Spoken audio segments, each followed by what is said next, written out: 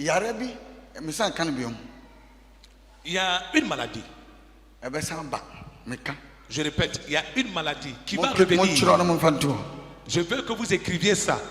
Que le studio, Abakouk TV prend le soin de m'écrire pour garder ça. Parce que pour Corona, j'ai parlé de Corona pendant 4 ans avant que Corona n'arrive dans le monde. Chaque année, je ne faisais que répéter qu'il y a une maladie qui arrive. Un virus, un nouveau virus. Donc, pour Corona, c'est passé. Donc, c'est ma parole, que ça soit écrit. Amen. Une maladie revient dans le monde encore pour venir emporter des vies. Donc, prépare-toi dans la prière. Et Dieu te préservera à cause de cette maison. Amen. Que Dieu te bénisse. Et je suis accompagnée aujourd'hui de Sylvain Rousseau. Bonjour, Sylvain, on va revenir sur un sujet qui quand même prend de l'ampleur au sein de nos journaux là, ces derniers jours. On vous en parle depuis ce week-end et un peu plus chaque jour. C'est cette épidémie d'hantavirus. On a fait connaissance avec ce terme, avec ce que cela signifie aussi et toutes les questions qui se posent. Il y a déjà 3 morts à bord de ce navire qui est en train de faire route vers les îles Canaries. On regarde peut-être l'image, je parle trop. Le cliché, c'est la tradition. Une photo que vous avez choisie pour nous, qu'est-ce qu'elle nous dit? Qu'est-ce qu'on y voit et qu'est-ce qu'il faut lire entre les lignes aussi? Eh bien, de ce qu'on voit sur cette photo, c'est un petit bateau rouge qui est collé à la coque du MV Ondius, ce gros bateau de croisière sur lequel sévit cette épidémie d'hantavirus. Mais ce qui est un petit peu plus inquiétant sur cette photo, c'est le personnel médical que l'on voit sur ce bateau, un personnel médical masqué, protégé, en blouse bleue. Là encore, ça fait effectivement appel à des choses dont on avait l'habitude de parler il y a quelques années et puis qu'on a préféré oublier. Il va peut-être falloir reprendre un petit peu tout ce vocabulaire.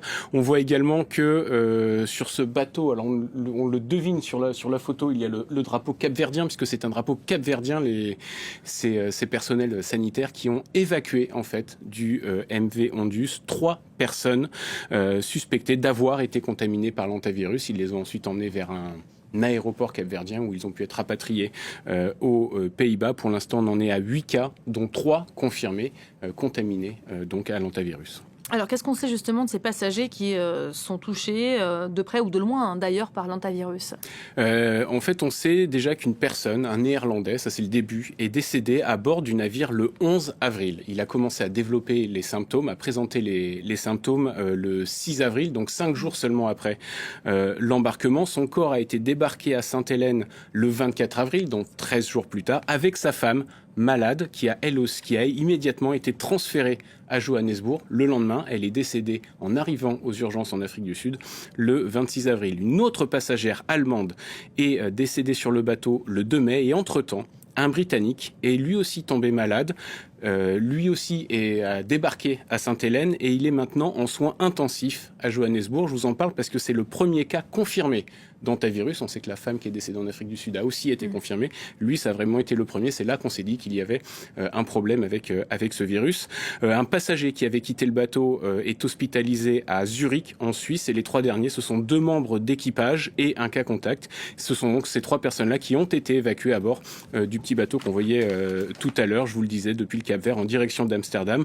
2 sont dans un état stable, mais il y en a un dans un état grave. Et le dernier, et le cas contact, est asymptomatique. Alors asymptomatique, ça ne veut pas forcément dire qu'il n'aura pas de symptômes. Il peut tout simplement être encore en phase d'incubation. Et on a appris de plus ce matin qu'une hôtesse de l'air avait été hospitalisée à Amsterdam en raison de symptômes compatibles avec une infection par hantavirus. C'est ce que nous a annoncé le ministère de la Santé des Pays-Bas. Et ça, c'est un petit peu plus inquiétant puisque elle, son seul contact avec le virus, c'était dans l'avion justement entre Sainte-Hélène et Johannesburg avec la passagère décédée dont je vous parlais tout à l'heure. L'OMS est donc aujourd'hui activement à la recherche de tous ceux qui étaient dans cet avion, mais aussi des 30 passagers qui ont quitté le bateau à Sainte-Hélène. Les formes les plus graves, c'est les formes américaines qui vont être responsables d'un syndrome cardio-pulmonaire. Vous allez avoir de la toux, un essoufflement, et puis ça aboutit à une détresse respiratoire. Donc la gravité dépend du type d'infection. On n'a pas de traitement, on n'a pas de vaccin. La seule mesure, c'est des mesures de prévention, à savoir bien désinfecter les lieux et éviter, lorsque vous êtes en balade dans une zone à risque, d'inhaler les petites particules présentes sur le sol.